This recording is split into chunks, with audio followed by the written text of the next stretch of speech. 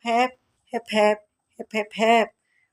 Girl, sa tingin ko napakasaya mo na girl dahil feel mo na agaw mo na yung ex-boyfriend ko na dating jowa ko ngayon na kalibin partner mo na ngayon na kinakasama mo na ngayon. Girl, naagaw mo lang siya sa akin girl dahil ginamitan mo siya na sa lamang ka. Gayuma, lumay o kaya love spell girl. Kasi girl, hindi ka patas tumaban girl. Hindi na lang ako magtaka girl kung bakit ginawa mong lahat ng yan.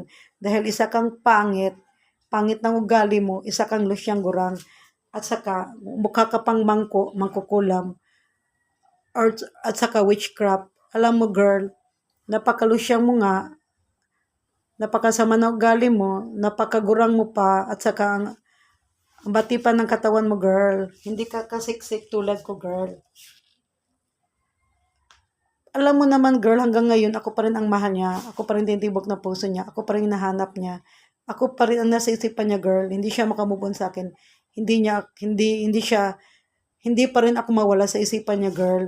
Dahil tunay ang pagmamahal niya sa akin girl. Kaya naging kayo girl, kaya kayo naging kalibing partner ngayon. Kaya yung ex-boyfriend ko na jowa mo na ngayon, na kasama mo na ngayon, kalibing partner mo na ngayon. Kaya siya na nasa sayo girl dahil ginamita mo lang siya na sa lamang ka lumay love spell o kaya gayuma girl. Pwede ba girl, pakiusap ko lang sa'yo, lumaban ka ng patas girl. Kasi sa mukha mo yan, wala kang laban sa akin girl. Sa katawan ko to, wala kang laban sa akin girl. Kasi girl, yung tiyan mo, puno-puno ng stretch mark girl. Stretch mark.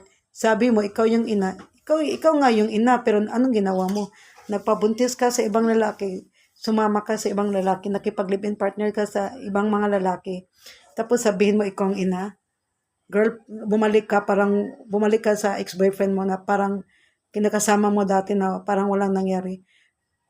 Gusto ko lang malaman mo girl, ang sama-sama na ugali mo girl. Ginawa mo talagang lahat. Ginawa mo talagang lahat para makukuha mo yung dating kinakasama mong lalaki girl. Bagay talaga yung tawag ko sa'yo girl, isa kang mangkukulam.